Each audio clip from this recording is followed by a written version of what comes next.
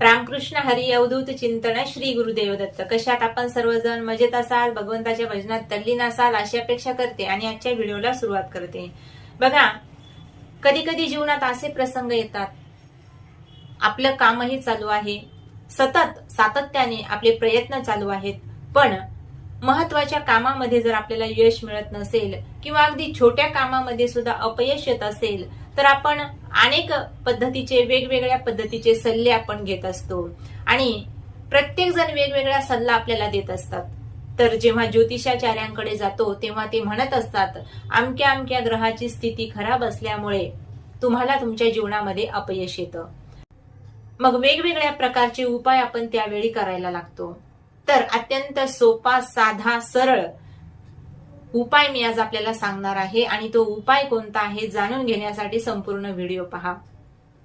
आपल्याकडे जास्तीचा वेळही नसतो आणि मग कुठल्या प्रकारची साधना करावी हे जर आपल्याला कळत नसेल किंवा अनेक वेगवेगळे सल्ले आपल्याला देत असतात लोक, पण त्याच्या एखादाही सल्ला आपल्याला फायद्याचा ठरेल की नाही अशी आपली जर शंका असेल तर मग आपण काय केलं पाहिजे, तर सर्वात सोपा उपाय मी आज आपल्याला सांगणार आहे. तर तो कोणता उपाय आहे पहा. आपलं जे 8 दिवस आहेत आठवड्याचे विशिष्ट देवतेला समर्पित आहेत आणि विशिष्ट ग्रहांशी सुद्धा हे जे वार आहेत ते जोडलेले आहेत. आठवड्याचे जे वार आहेत ते ग्रहांशी जोडलेले आहेत आणि दुसरी गोष्ट म्हणजे विशिष्ट प्रकारच्या देवतांशी सुद्धा जोडलेले आहेत. आपले जे आठवड्याचे 7 वार आहेत हे 7 देवतेशी जोडलेले आहेत आणि ग्रहांशी सुद्धा जोडलेले आहेत. म्हणून या दिवशी जर आपण त्या देवतेची सेवा उपासना जर केली तर आपल्या पदरामध्ये पुण्यही पडेल आणि आपल्या ज्या अडचणी आहेत त्या सुद्धा कमी व्हायला लागतील. मग आता कुणी म्हणेल पूर्ण 8 दिवसामध्ये म्हणजे 7 दिवसामध्ये 7 वारांची जर सेवा करायची, 7 देवतांची जर सेवा करायची म्हटलं तर त्याच्यासाठी आपल्याला वेळ आहे का, तर अजिबात नाही. या 7 दिवसामध्ये आपल्याला 7ही देवतांची पूजा करण्याची गरज नाही. फक्त एक महत्वाचा निर्णय आपल्याला घ्यायचा आहे, म्हणजेच तो तुमचा जन्मवार धरायचा आहे. तसं 7 जे दिवस आहे 7 देवतांना समर्पित आहेत, नाही का. प्रत्येक जो वार आहे तो ग्रहाशी जोडलेला आहे. मग सगळ्याच आठवड्यामध्ये म्हणजे सगळ्याच दिवसामध्ये आपण सेवा करू शकत नाही, म्हणून एकच आपल्याला दिवस पकडायचा आहे आणि त्या दिवशी सेवा करायची आहे. तर तो दिवस कोणता असेल, तर तुमचा जो जन्मवार आहे तो दिवस आणि त्या दिवशी आपल्याला कशा पद्धतीने सेवा करायची आहे ते मी आपल्याला या व्हिडिओमध्ये सांगणार आहे. तर पहा, प्रत्येक वार कोणत्या ना कोणत्या देवतेशी जोडलेला आहे. उदाहरणाने पाहायचं झालं तर रविवार हा सूर्य देवतेशी जोडलेला आहे. जीवनामध्ये प्रसिद्धी, यश मिळवण्यासाठी सूर्य भगवंताची पूजा रविवारच्या दिवशी केली जाते. दुसरा आहे सोमवार. सोमवार हा जो आहे भगवान शंकराला समर्पित आहे आणि मनशांती मिळण्यासाठी या दिवशी आपण भगवान भोलेनाथाची सेवा करत असतो. तिसरा आहे मंगळवार. हा जो वार आहे तो ग्रहाचा कोणत्या, तर मंगल ग्रहाचा हा दिवस आहे. या दिवशी हनुमंताची सेवा आपण करत असतो आणि गणपतीची सुद्धा सेवा करत असतो. संकटातून मुक्ती मिळण्यासाठी आणि आपली जी बुद्धी आहे ती उत्कृष्ट पद्धतीने चालण्यासाठी या दिवशी हनुमंताची आणि गणपतीची उपासना आपण करत असतो. त्यानंतरचा आहे बुधवार. हा जो वार आहे तो आमच्या विठुरायाला समर्पित आहे आणि आपल्या जीवनातील जे कष्ट आहे ते दूर होण्यासाठी, ज्ञान मिळवण्यासाठी किंवा आध्यात्मिक शांती मिळवण्यासाठी या दिवशी भगवान पांडुरंगाची उपासना केली जाते. हा जो वार आहे बुधवार, तर तो बुध या ग्रहाचा सुद्धा कारक आहे. तर या दिवशी बुद्धी चालण्यासाठी, बुद्धी तीव्र होण्यासाठी सुद्धा या दिवशी आपण अनेक प्रकारच्या सेवा करत असतो. त्यानंतर आहे गुरुवार. हा जो वार आहे दत्त महाराजांना आणि गुरूंना समर्पित आहे. या दिवशी सुख, समृद्धी, यश, ऐश्वर्य मिळवण्यासाठी अनेक प्रकारच्या सेवा, साधना, उपासना केल्या जातात आणि हा जो वार आहे दत्तगुरूंना म्हणजेच भगवान विष्णूला सुद्धा समर्पित आहे. म्हणून या दिवशी भगवान विष्णूची सेवा केली जाते.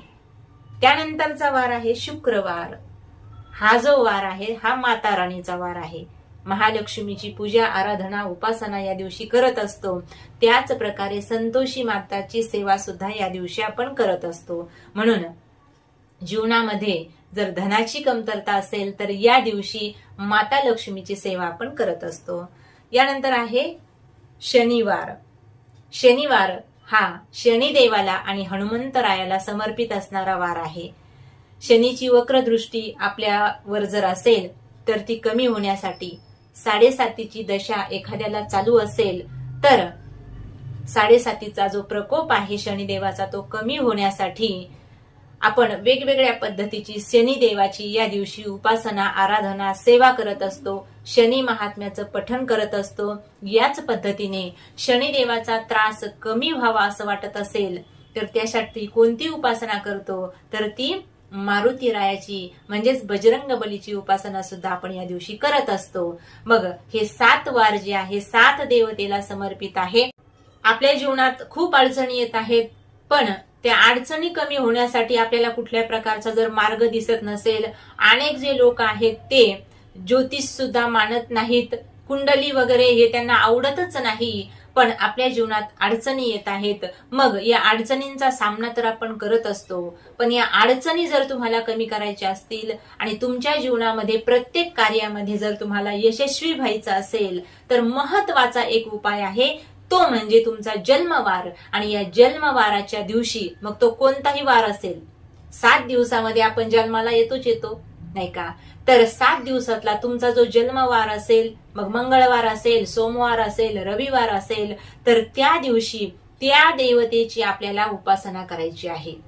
दिवसभरामध्ये फक्त एकदा जेवायचं आहे, म्हणजेच एक भुक्त या दिवशी आपल्याला राहायचं आहे. आणि त्या देवतेची जर आपण उपासना केली, नाही जर उपासना तुमच्याकडून झाली तरी चालेल, फक्त या दिवशी आपण उपवास जरी पकडला, म्हणजेच काय तर एकदा जरी जेवलं आणि थोडीशी नाम साधना केली तर एका महिन्यामध्ये, म्हणजेच काय तर एका महिन्यामध्ये तुमचा जो जन्मवार असेल तो किती वेळा येईल? 4 वेळा येईल. तर एका महिन्यामध्ये 4 आठवडे असतात, म्हणजेच तो तुमचा जन्मवार, मग तो कुठलाही असो, तो 4 वेळा येईल आणि एकाच महिन्यामध्ये तुम्हाला फरक पडेल. पहा, आता हा जो उपाय आहे हा ज्योतिषशास्त्राने सुद्धा सांगितलेला आहे. अनेक जणांनी हा उपाय केलेला आहे, त्यांना फरक जाणवलेला आहे. म्हणून तुमचा जर ज्योतिषावर विश्वास नसेल, तुमचा कुंडलीवर विश्वास नसेल, कशावरच विश्वास नसेल, तर तुमचा जो जन्मवार आहे त्या दिवशी तुम्ही उपवास करायचा आहे आणि त्या देवतेची साधना करायची आहे. म्हणजेच काय होईल, जे तुमच्या जीवनामध्ये आलेल्या अडचणी आहेत त्या हळूहळू दूर व्हायला लागतील आणि तुम्हाला प्रत्येक कामामध्ये यश मिळेल. असा सुंदर हा उपाय आहे, नक्कीच करून पहा. रामकृष्ण हरी.